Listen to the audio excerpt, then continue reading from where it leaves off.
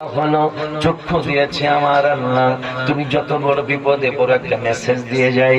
আমার বাবা লিয়াকত সুন্দর একটা আলোচনা আপনাদেরকে উপহার দিলেন। আমি ওর সাথে ঠোঁটে ঠোঁট মিলিয়ে কণ্ঠ মিলিয়ে আর একটা কথা বলে যাই। কেউ যদি বড় বিপদে থাকেন, কেউ যদি বড় মুসিবতে থাকেন, কেউ যদি বড় হয়রানি পেরেশানির মধ্যে থাকেন, তাহলে একটা কাজ করবেন, আপনার বাবার সামনে চলে আসবেন, মায়ের সামনে চলে আসবেন। মা আর বাবাকে মায়ের নজরে, সুন্দর নজরে, যে চক্ষু দিয়া আমার বাবাকে দেখার জন্য আমার আল্লাহ হুকুম দিয়েছেন, আমার মাকে দেখার হুকুম দিয়েছেন, আমার বাবা এবং মায়ের দিকে যদি মহব্বতের নজরে একটাবার আমি চক্ষু দিয়ে তাকাতে পারি, হজে গেলাম, হজে গেলেন, হজে যাবেন, কিন্তু হজটা কবুল হয় কি হয় না আমি জানি না, আপনারা জানেন না,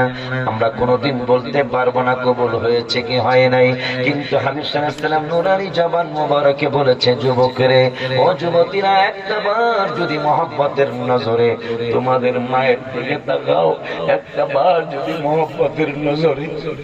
তোমাদের বাবার দিকে তাকাও, আমি নূরের নবী সাল্লাল্লাহু আলাইহি ওয়াসাল্লাম আল্লাহর তরফ থেকে মেসেজ নিয়ে এসেছি, আমি তোমাদেরকে মেসেজ দিয়ে গেলাম। একটাবার যদি মহব্বতের নজরে তোমার মায়ের দিকে তাকাও,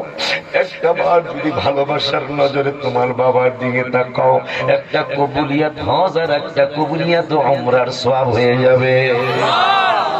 যুবক, তুমি যদি কোনো বিপদে পড়ো,